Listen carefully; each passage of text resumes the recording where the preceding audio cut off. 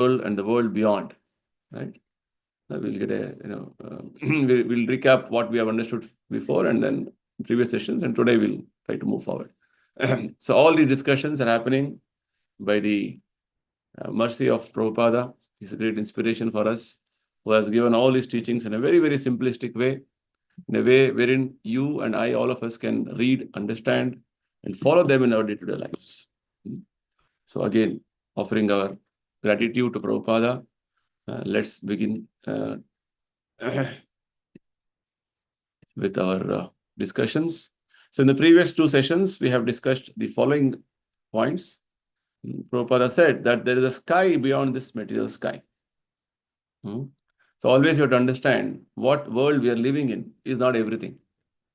There's a world beyond this world. And if you simply understand, take it for granted that, oh, whatever I am living, whatever I know is the world. And it will become like, as Prabhupada says, Kupa Manduka Nyaya. In Sanskrit, there is a logic called Kupa Manduka Nyaya, which says that a frog in a well was thinking that this frog is everything for me. And beyond this well, nothing is there. That is its ignorance and foolishness. Right? Beyond the well, there are big bodies of water called rivers, oceans, seas, which the frog will not know. So if you similarly think that this world, what we are living is everything, and beyond this world, nothing is there, that is our foolishness. Right? We have to come out of this limitation with regard to our own understanding. Further, Prabhupada explained to us that spiritual world is actually 3/4 of the total manifestation. This material world is called Ekapada Vibhuti, whereas the bigger portion of the existence is actually spiritual world. And in our experience right now also, we can perceive matter and spirit. You can say that a living body, right? It is a combination of spirit, soul, and the material body. So this perception of spirit and matter is even now all of us are having. When the spirit soul leaves the body is dead matter. So likewise, the Bhagavad Gita explains to us that there is a world called spiritual world beyond this material world. Material means here matter is prominent. Even though spirit is there, but people mostly are in the understanding that we are all matter. Matter means earth, water, fire, air, ether. We are all combination of these things. This conception, this material world. Whereas spiritual world, there is no such thing as matter. Everything is made up of spiritual existence. So all this understanding can be properly, we can have a proper perception of these things only through Bhagavad Gita and Vedic scriptures. Otherwise, left to ourselves, we figuring it out or we trying to find out by research is impossible, because these subjects are beyond our limitation. They are called inconceivable, achintya. And the process of Krishna consciousness, or the Bhakti Yoga process, which Srila Prabhupada has begun as an organization, this reveals God and His kingdom in a very, very systematic way. Right? These are all facts. These are all existential facts. There's that if you can go through a proper system, just like when you enroll yourself to a course in a specific department to understand some science or some subject matter, there's a discipline of understanding the subject matter. Likewise, this Krishna consciousness is that disciplined way of understanding about ourselves and the world around us and the world beyond us. So Krishna consciousness reveals God and His kingdom. And Prabhupada explains that material world is like a cloud in the spiritual sky. You have experienced that during, especially now it is summer, but gradually as rainy season starts, there will be a lot of cloud accumulated in the sky. Maybe sometimes a very big cloud is there just right above your head. But whatever it is, the cloud cannot cover the entire sky. Right? It has a limitation of only covering some specific area. Sky is cloudy or whole, the area is cloudy. No, specific to your some other place, maybe 500 miles away, it may not be cloudy. It may be very sunny. Right? So material world in that way is an insignificant portion of the creation of Lord Krishna, which is like a cloud in the spiritual sky, which means the vast spiritual sky, vast spiritual existence has one portion of it known as material world, which is like a cloud.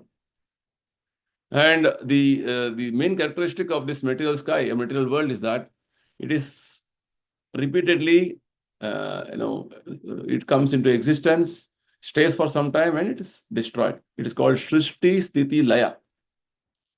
Whereas the spiritual world is eternal. It is ever existing. It doesn't go through this flux of these changes of coming into existence, stays for some time, and goes away. Srishti, Sthiti, Laya, this aspect is not applicable to spiritual world. Such a world exists, is what Lord Krishna explains in Bhagavad Gita.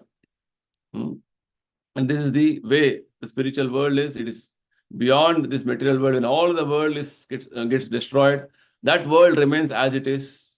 It is a world where there is no repeated birth, death, old age, disease. It's a world where time is inconspicuous by its absence. Like this, there are many descriptions given in the scriptures, right? And the method to reach the spiritual world, is Krishna is telling in the Bhagavad Gita, is to follow the process of Bhakti Yoga, the chanting of Hare Krishna.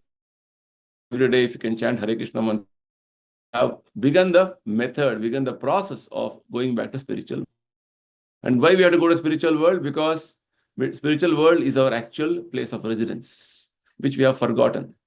So going there is like going back to our home.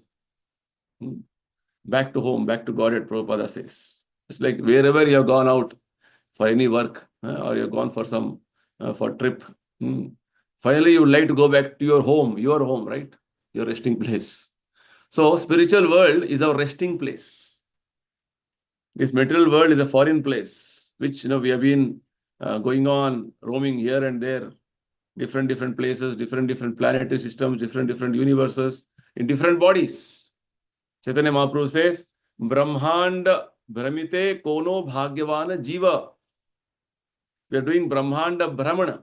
Brahmanda Brahmana means roaming in the universe in different types of bodies, transmigrating in different species of life, 84 lakh species. And this is not actually what we want.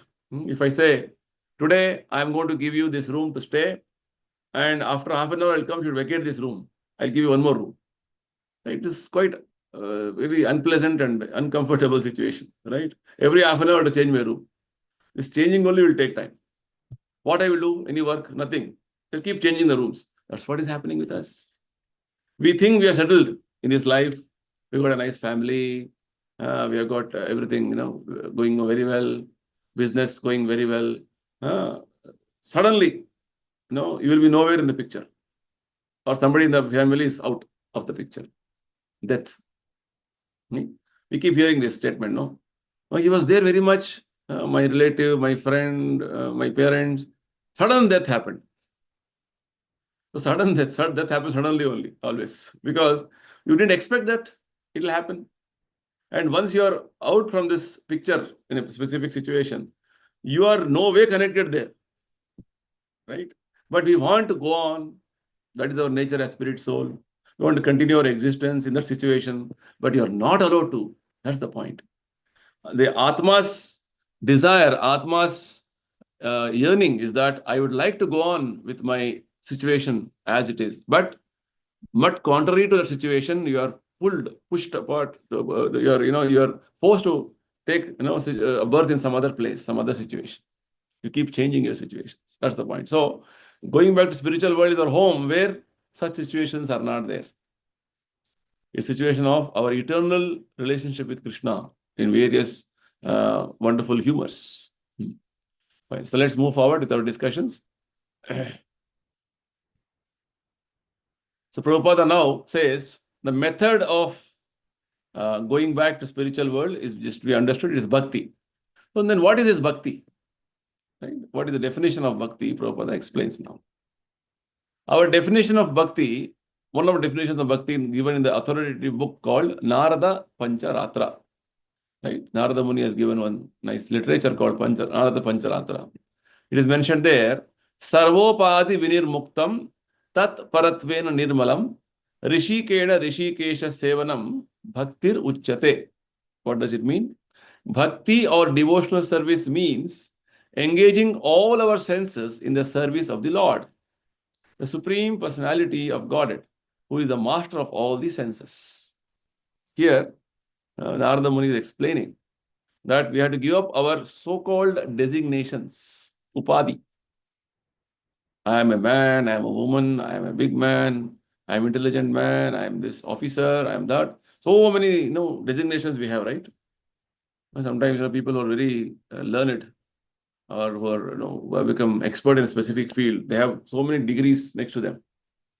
Designations. I am this, I am that. And we live in that perception of life, conception of life. I am so accomplished. So Narad Muni's advice is, all these designations is your body, for your existence now. Once you leave this body, is over, finish. You are no more a doctorate or no more an experienced person. Over. You would again begin from scratch. But our identity as soul continues. So Narad Muni says, if you can understand that I am spirit soul and give up all the designations and only serve Krishna with our body right now, that is called bhakti. Prabhupada explains this further. We'll move forward. So when the spirit soul renders service to the Supreme, there are two side effects. So our identity is that we are spirit soul, and if you can render service with our soul and whatever facilities we have been given in the body to the Supreme Lord, this has two side effects. What are they? First, he is freed from all designations. Right? He is freed from all designations, and his senses are purified simply by being employed in the service of the Lord. So, first of all, effect, what happens is, Sarvopadi Vinirmuktam. First effect, what happens? You are free from designations. You come to your proper identity. Right now, we have an identity crisis. Identity crisis means, who am I? I was a small child when I was born, and I grew into a boy, an adult, youth. Like this goes on. And I keep changing my job also, then my designations keep changing. I'm an employee of this company, I'm a businessman, I'm that. So what am I actually? None of this am I. I am. It is just identification of a specific situation of your time. I was unmarried, I became married. Then after that, I became a father. Then I became a grandfather. And this time is taking you through different designations.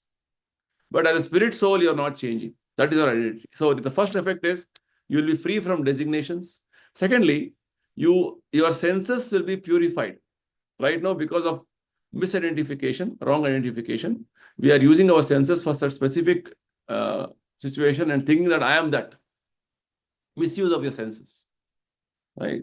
Whereas when you identify that I am not this specific designation, I am spirit soul, my real identity is that I am servant of Krishna, then that is called purification of senses. So this is the second effect which happens, that you use your senses simply in the service of the Lord.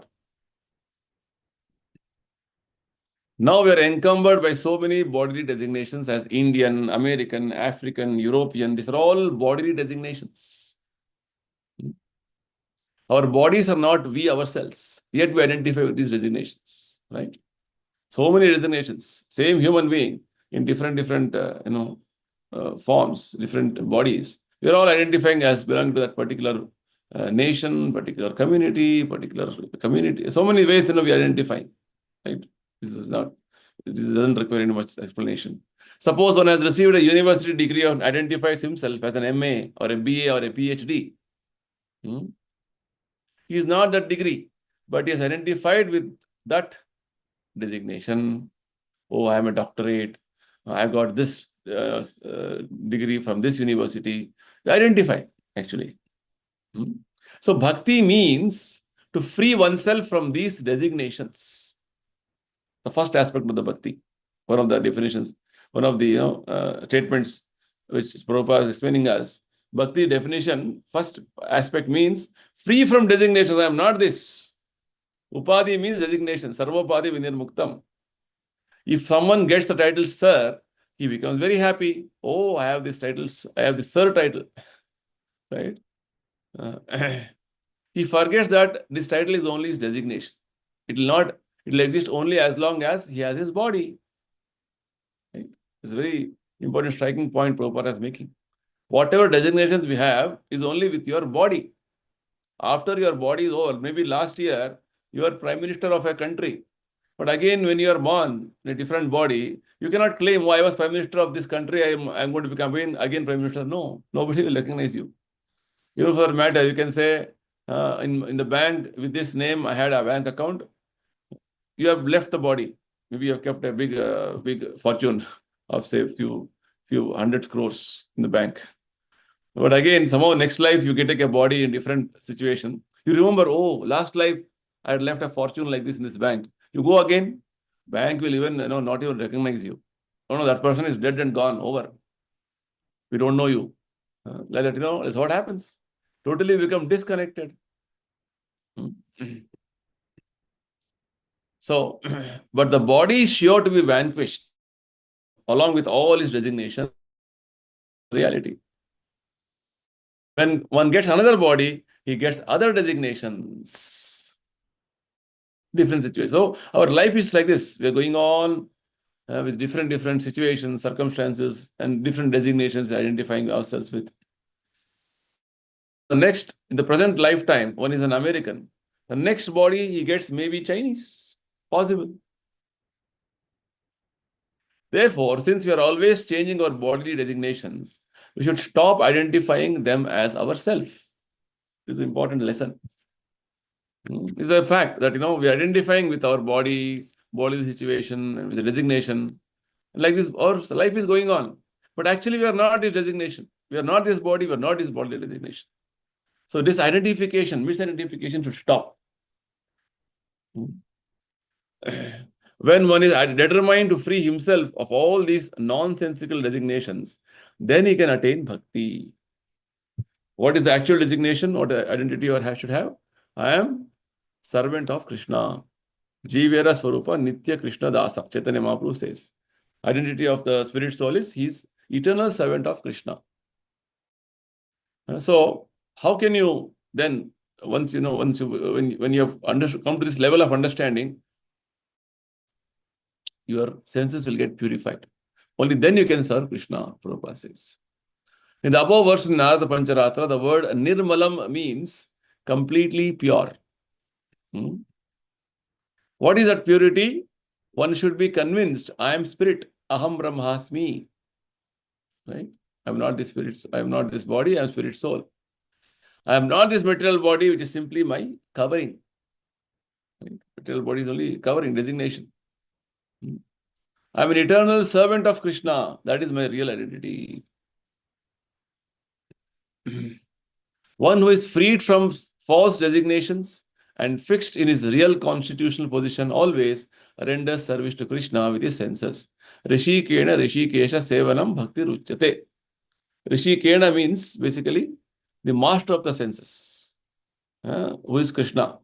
And Rishikesha means senses actually. Rishikesha means master of senses. So when we employ our senses in this service of master of senses, that is called bhakti. So we are free from all designations, all the upadhis, all the identifications which we have created on our own. And we are fixed up in the real position of rendering service to Krishna.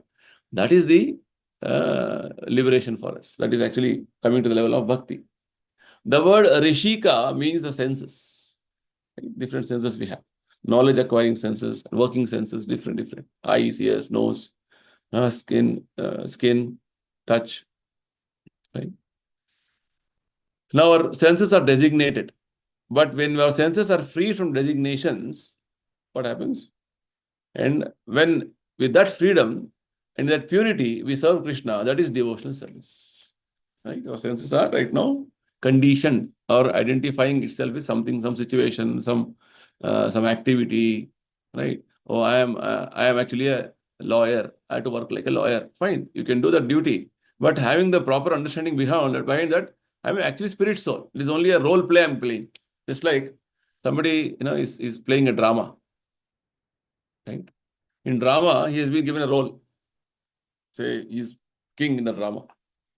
Then after drama is over, he comes back to home, and even then he starts behaving like a king only. What will happen? His family members will trash him, right? They'll advise him, what are you doing? Or say, for instance, in a drama, you are a beggar. In real life, you're an average, good person, having good income. You continue to be like a beggar only. It shows, your madness. Like that, in a drama play, you may have some roles to play. But what is your real identity? That's the point. So when actually our real identity of serving Krishna is awakened in our consciousness, and we come back to our original situation, and yes, externally we may play a different role as a father, as a son, as an officer, or whatever it is. It is only role play for specific situation. But that is not that. I am not that actually. It's just a role play because I got a body. But actually, my real identity is what? My real identity is that I am servant of Krishna. I am part and parcel of Krishna. Very important revelation Prabhupada is making. Right? So, that freedom, you have that freedom that actually I am not so, I am nothing. Actually, now we are bound up in a designation. I am responsible for this business. I am this family member. We are bound, conditioned. When you are free from these designations, it is a freedom, liberation. That purified state, when you serve Krishna, that is called devotional service. And there's one more definition of bhakti, because bhakti is the method of going to the spiritual world. So Prabhupada gives one more definition from Rupa Goswami. Now we understood from Narada Muni. The definition of Rupa Goswami is like this. He says in a verse from one of his scriptures called Bhakti Rasamrita Sindhu, Anyavilashita shunyam jnana karmadi anavritam anukulyena krishnanushilanam bhaktir uttama. When first-class devotional service develops, one must be devoid of all material desires, of knowledge tainted by monistic philosophy, and of fruitive action. A pure devotee must constantly serve Krishna favorably as Krishna desires. There's one more definition. We'll understand this. Prabhupada explains further. We have to serve Krishna favorably, not unfavorably. Right? It's like there were examples of demons like Kamsa, who are constantly thinking of Krishna. But their thought process of Krishna was unfavorable, as an enemy. Right? As a person who should be killed. That's what the way. That is unfavorable. That is not anukula. Anukula means favorable. Favorable meaning, what Krishna wants, I will do. Whatever he desires is my desire. That is called favorable. Just like there's a favorable wind in the ocean, then if the ship is sailing in that along with that favorable wind, the movement is very smooth. If the wind is blowing opposite direction and you're going this direction, then what happens? It's very difficult. The ship movement will be very tough. I also experienced sometimes there's a huge wind blowing. Then if the wind is coming opposite direction and you're going like this, it is sort of a resistance. It happens. So our bhakti should be favorable, means we are aligning ourselves with Krishna's thinking, Krishna's desiring, Krishna's, whatever Krishna wants, I will do. That is called favorable. So bhakti is possible only when you serve Krishna favorably. Also, we should be free from material desires. The first statement of this Rupa Goswami definition of bhakti. Anya abhilashita shunyam means anya abhilasha, no abhilasha, zero desire. Other desires, zero. Shunyam. What type of desires you can have? Prabhupada says, unless one wants to serve Krishna for some material purpose, of course, that is also good. And sometimes you have desires, material desires, karma desires. If someone goes to God for some material gain, he is far greater than the person who never goes to God. Yes, there are many people who are atheistic, agnostic, who don't even approach God. Right? They think there's no God. even if God is there, I don't know, I don't believe it. There are many, many people. So, if somebody has come to the position of or point of at least acknowledging God, and even if he is going for some material gain, that is better than not believing in God or not God. Bhagavad Gita is confirming this. It says, Chaturvidha bhajante mam janaha sukrutino arjuna arto jignasur artharthi jnani cha bharatashabha. O best among the Bharatas, four kinds of pious men begin to render devotional service to me. What are they? Distressed, the desirer of wealth, the inquisitive, and he who is searching for knowledge of the absolute. Right? So these are the four people. Means when you are very much in problem, distressed, you want to serve Krishna or you want to have relief of the distress. So you go. Many times you see most of the people have this category. Problem.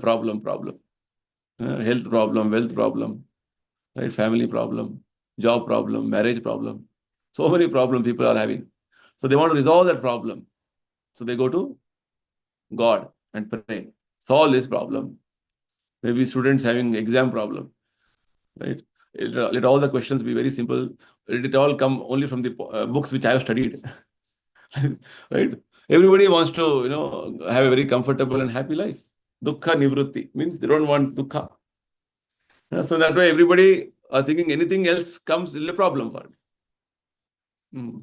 So people think, material problems should be solved. For that we can take shelter of God. It's called going to God for some material gain, right? So Krishna says that is the first category. But Krishna doesn't. Krishna further says it is best that we not to go to God with some desire for material benefit. Artho is distressed. Artha is money, either for material, some problem of personal aspect with regard to health or marriage or etc., or your desire of some wealth. Oh, I want this property. I want more and more money.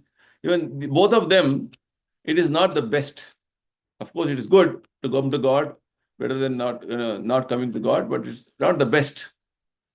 So Krishna, Rupa Goswami says that we should be free from this impurity of having some material desires that I want wealth, I want facilities for my senses.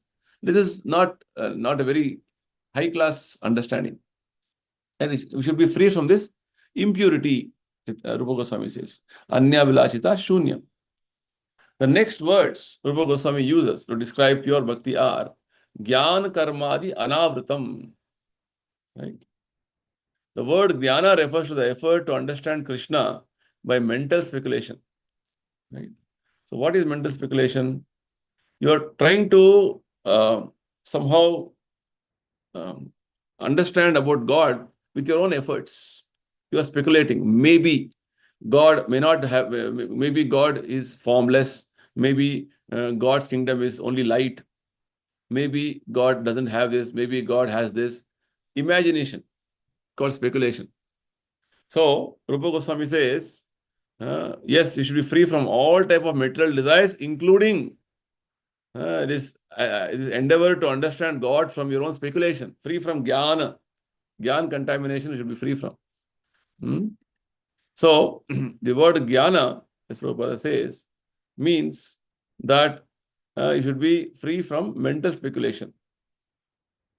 Of course, we should try to understand Krishna, but we should always understand and remember that he is unlimited and that we can never fully understand him. Right? You cannot measure and keep Krishna within that measurement. No, he is unlimited. Just like this particular slide I'm showing you. Yashoda was thinking, oh, it is my child. I know everything about him. But once in a while, Krishna used to show, his pastimes. Like, when few friends were all complaining to Yashoda Mata that, see, Krishna has eaten mud today. Yashoda became very angry. Told Krishna, did you eat the mud? Krishna, as usual, used to defend himself, say, no, they're all complaining because today we had a fight in the morning. Fine. Again, the friends were complaining, no, mother, he has eaten, actually, you see. Then, okay, Krishna, they're telling you have eaten, so you open your mouth, let me check. As soon as Krishna opened the mouth, Mother Yashoda did not, was shocked, and she was totally, her mind was reeling, because she could see the whole universe within. So many planetary systems, so many galaxies, so many wonderful, arrangements, the whole cosmos. That made her head spin, right? So basically, understanding Krishna by your limitation, by your own speculation, by your own research method is actually, it is a futile attempt. Jnane prayasa. It is like Brahma says in one of his prayers in the Bhagavata. Just like you have the paddy, the paddy, that in that whole, the grains have been taken out, only the husk is there. You go on heating the husk again and again, what you will get? So this process of jnana is like that. You go on speculating, researching, understanding what is the truth, what is the fact. You will never come to any conclusion. Right? You have to take proper understanding from Krishna himself. So this is what Prabhupada is explaining us to us now. So even though you want to understand Krishna, Krishna is unlimited. When he reveals himself, as he has revealed in Bhagavad Gita and Srimad Bhagavatam, then you can understand some aspect of him. It is not possible for us to do, because Krishna is unlimited. We cannot understand him. Therefore, we have to accept whatever is presented to us in the revealed scriptures. Scriptures, Bhagavad Gita, Bhagavatam, Vedic literatures have given us some understanding about Krishna. Whatever they have revealed to us, even understanding that much is a big thing. People don't even read Bhagavad Gita. Forget about other books which are all much advanced. At least ABCD, basic understanding of Bhagavad Gita also people doesn't know. It's like Krishna says in Bhagavad Gita, I am the taste in water. Rasoham apsukum teya. How many people know this? I am the light in the sun and the moon. So whenever you drink water, you should know that, oh, this taste is Krishna. Whenever I see sunshine or moonshine, I should understand that it is Krishna.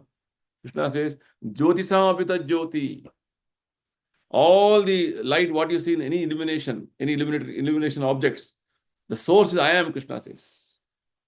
Krishna says that I am also living as Paramatma in everybody's heart. How many people know this? Hardly anybody knows. So the point is, Krishna has already mentioned many things which as human beings we are supposed to know in Bhagavad Gita and Bhagavatam. Reading all Vedic literature also is, other Vedic literature also is not easy. The essence of all Vedic literatures is in Bhagavad Gita in a very simplified way. The same Bhagavad Gita is expanded further with some more explanation in Bhagavatam, which means if you read Bhagavad Gita, Bhagavata, then you have complete understanding of Vedic literatures. Nothing else is required. And from all these literatures, you are supposed to understand about Krishna. That's all. Main thing. That is the point. So, Prabhupada explains, the Bhagavad Gita, for example, is presented by Krishna for our understanding. Right?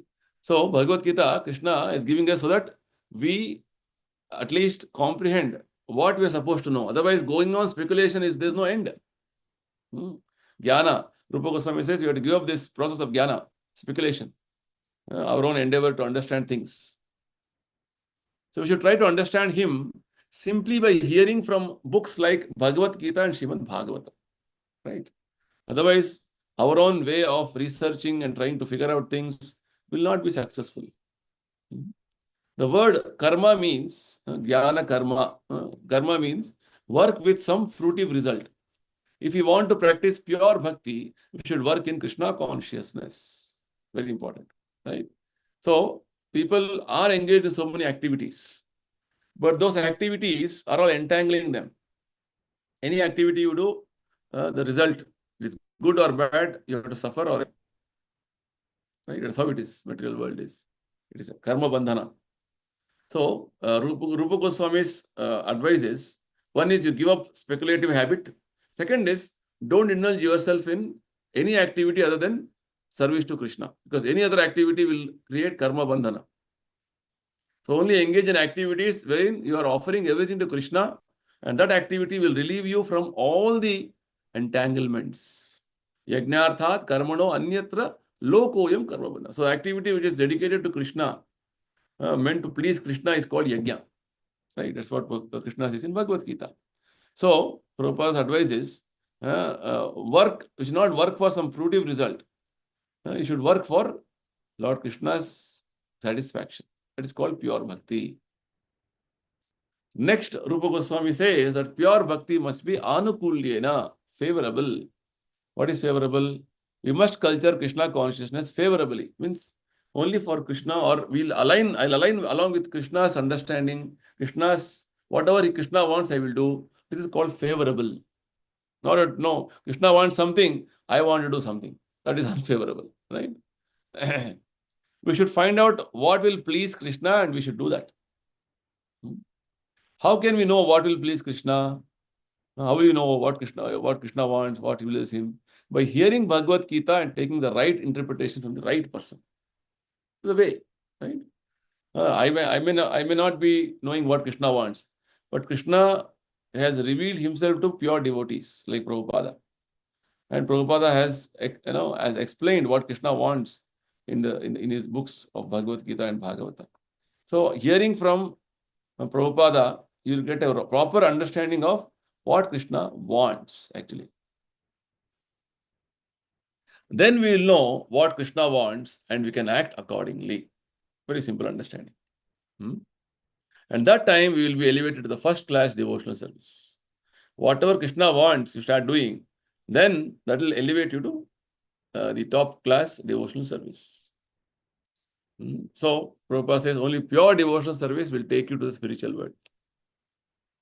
We are supposed to come to the pure devotional service because we understood doing bhakti for some jnana with speculation will not elevate you, or doing bhakti with some material intention, material gain also will not elevate you quickly to the level of pure bhakti. You have to give up this jnana contamination, karma contamination. Jnana karmadi anavritam. Then further, Prabhupada explains what is actually going to take you back to spiritual world is pure devotional service. So Bhakti Yoga is a great science and there is immense literature to help us understand it. So the whole discussion we're having is how to go back to spiritual world. What is the method? Prabhupada says the method is Bhakti Yoga, and we understood the definitions of Bhakti as given by Narada Muni. Narada Muni says you should be free from all designations and in a purified state of your senses you worship Krishna. That is called Bhakti. Rupa Goswami says that we don't have any other desire other than serving Krishna. No jnana desire or no karma desires. Then you're only desire is to favorably serve Krishna. That is called pure bhakti. So that way, to understand Bhakti Yoga, there are many wonderful literatures, immense literature is there. Prabhupada himself has written more than 80 books. We should utilize our time to understand this science and thus prepare ourselves to receive the supreme benefit at the time of our death, to attain the spiritual planets where the Supreme Personality of Godhead resides. So we should take all the advantage of the various literatures which the great teachers like Prabhupada has given us. We should understand them, read them nicely, and then prepare ourselves for the imminent death, what all of us will go to face today. Right? So, Prabhupada is telling, this will only qualify us to, once we leave this body, it will help us to go back to spiritual world. Spiritual world means the place, permanent place, our eternal home, where all of us are supposed to go back. There are millions of planets and stars within this universe, yet this universe is only a small particle within the total creation. Right? We always understand the point that whatever Earth, planet I'm living is not everything. There are like this millions of Earths, and there are millions of universes. Right? I am in a very insignificant situation of in a small in a planet in a specific place. There are many universes like ours, and as mentioned before, the spiritual sky is 3 times as large as the total material creation. Already we understood this. In other words, 3/4 of the total manifestation is in the spiritual sky. We get information from Bhagavad Gita that on every spiritual planet in the spiritual sky, there is an expansion of Krishna. Right? On every spiritual planet or spiritual world, Krishna is expanded as Narayana forms. They're all Purushas or persons. They are not impersonal. Very important revelation. Krishna expands as Vishnu forms for this material creation. So they're all persons, right? Personalities. They are not that, when you say some Vishnu form, is not at some imagination or some speculation. No. Or impersonal form. No. They're all personalities. Krishna consciousness is a personalistic philosophy. So the understanding. So like this, Krishna, personality, he expands in various forms, and he's telling us, making us understand that we have to serve him. So in Bhagavad Gita, Krishna says, Purushah sa parapartha bhaktya labhyastva ananyayat. One can approach the Supreme Person only by devotional service. Right? The statement Krishna makes in Bhagavad Gita again and again. Mam vyabhicharena bhakti yogi na sevate bhaktya mam abhijanati. Like this, many statements are there. So, we can approach Krishna only by bhakti. And what is bhakti? Serving Krishna favorably, in a purified state, without any contamination of jnana and karma, desires. Like this, many things we have understood. So when you approach Krishna in this way, purely by devotional service, then it is possible. Not by challenge, not by philosophical speculation, not by exercising in this yoga that, oh, I can see God. No. No other method is possible. Only Bhakti Yoga it is possible.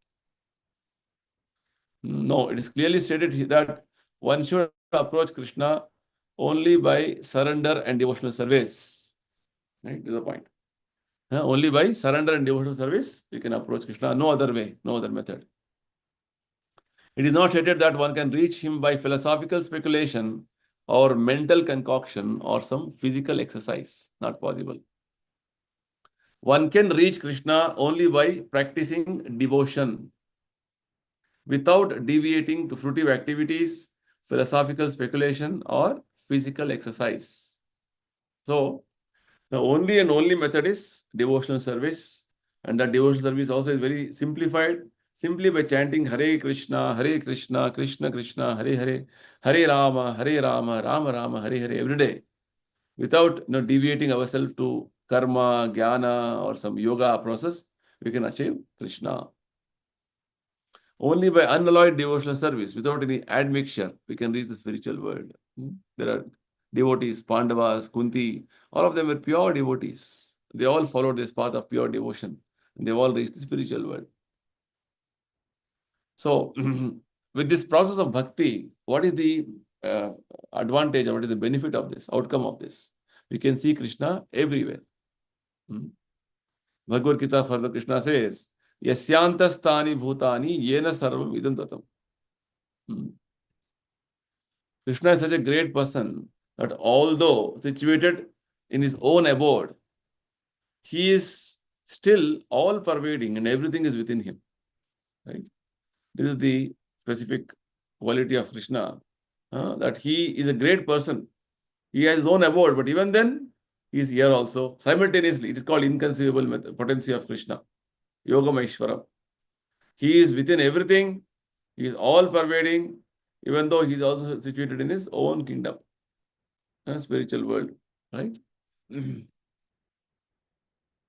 How can this be? Prabhupada gives an example. The sun is located in one place, but the sun rays are distributed all over the universe. Our experience also. Sun situated in one place, is distributing heat and light everywhere, all over the universe. Similarly, God, although God is situated in his own abode in the spiritual sky, his energy is distributed everywhere. Very simple logic. Right? Even a material object like sun is having so much power. What to speak of Krishna, who is the source of all power? Right?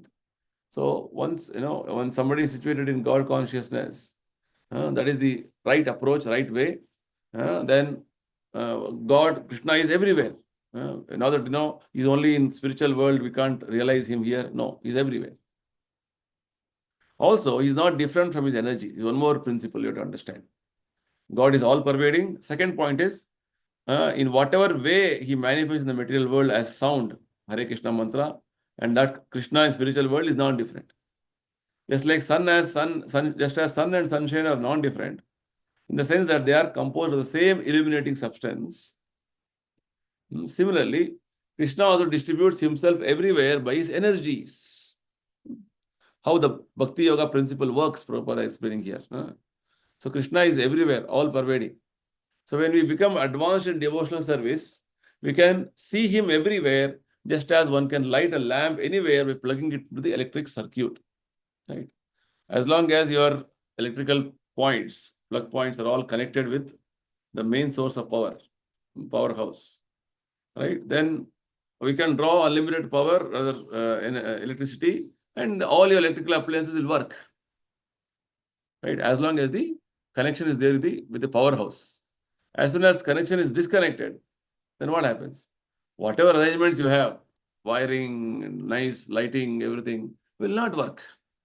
That's the point.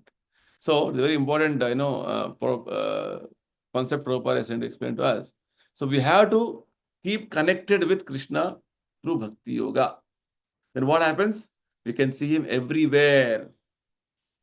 This is the important, outcome of developing bhakti. Otherwise, right now people think, where is Krishna? I can't see him. Show me. Can you show me God? God is right in front of you, but you don't have eyes to see. That's the point. In his Brahma Samhita, Lord Brahma describes the qualifications we require to see God. What does Brahma say? Premanjana Churita Bhakti Vilochanena Santa Sadeva Hridayeshu Vilokayanti. Those who have developed love of God can constantly see God before them 24 hours a day. Just like about the gopis it is mentioned. Gopis, when they were in association with Krishna, when they used to see Krishna personally, yes, they were very happy. They were, it was like a festival for their eyes.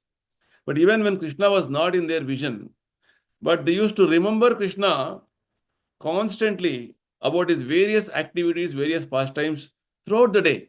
Either they were, engaged in household affairs, either they had gone to fetch some water from a pond, whatever household chores they are doing.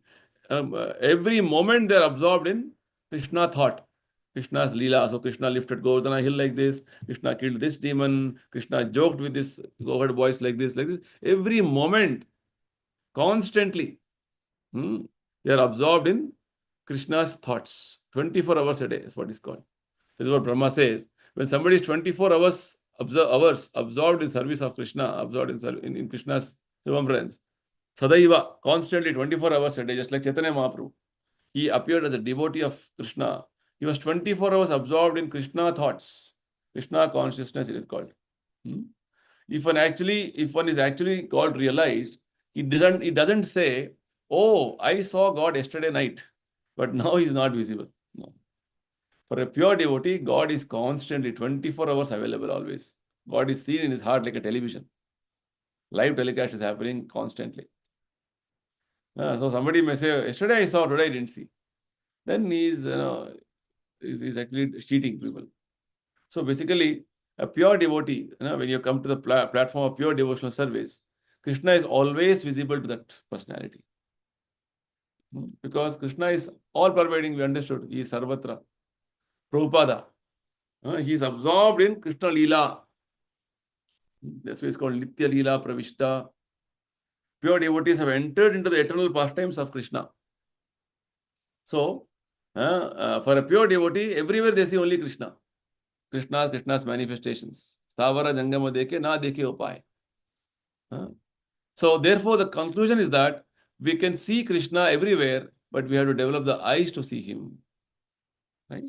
So, develop the eyes means the process of Bhakti Yoga. Krishna is everywhere. If you practice like this, seeing Krishna everywhere, even while you are in this material world, this practice itself will qualify you to enter the spiritual world. That's the point. We can do that by process of Krishna consciousness. So Krishna is all-pervading, is everywhere. Just that we need to practice a process of Krishna consciousness to elevate ourselves, to have experience of Krishna every moment.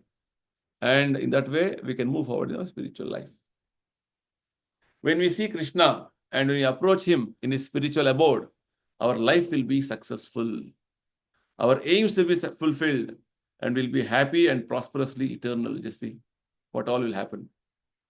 Now, when you're absorbed in Krishna's thought like this in the material world also, then our preparation of going back to spiritual world is begun.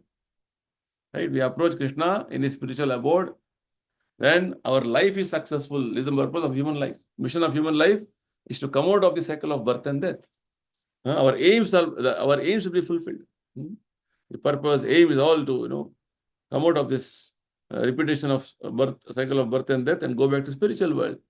That way, it will reinstate ourselves in happy situation, a prosperous situation eternally, which always we are hankering for. Right? This is the conclusion Prabhupada is telling about spiritual world. So I'll conclude here. Anybody has anything to ask, discuss about what we have discussed today? Very clear. Very clear. There is spiritual world, there is material world. We belong to spiritual world. Method of going to spiritual world is Bhakti Yoga. Bhakti Yoga definition is very simple. We have to give up our false designations, understand that actually my designation is servant of Krishna, serve Krishna without any motivations, without any material desires. Then that will qualify you to see Krishna always. Then you go back to spiritual world. Over. This is the conclusion. Looks very simple. Very simple. But practice is difficult. Tough thing. So let us begin the practice. Slowly Krishna will help us. Okay, fine. Thank you. So again, wish you everybody very, very prosper, very, very wonderful Ramanavami. Today evening we have a live darshan telecast of our programs in Vrindavan. Rahul will share the link in the groups. All of you participate. And today happened to be a very auspicious day for us, as Lord Sri Radha Krishna here, Radha Vrindavan Chandra, they got installed here. Oh. In 2006, installation happened. You can say practically 22 years ago. Oh. Right? So 19 years ago. Lord was installation happened. So their birthday in one sense here today. Appearance day. My Very father's birthday also. He just crossed 87 and became 88. Okay, very good. Very nice. Okay, chalo, very nice. So please all of you participate and pray to Lord Rama today specifically for his blessings. Hare Krishna. Hare Krishna. Hare Krishna, Prabhuji.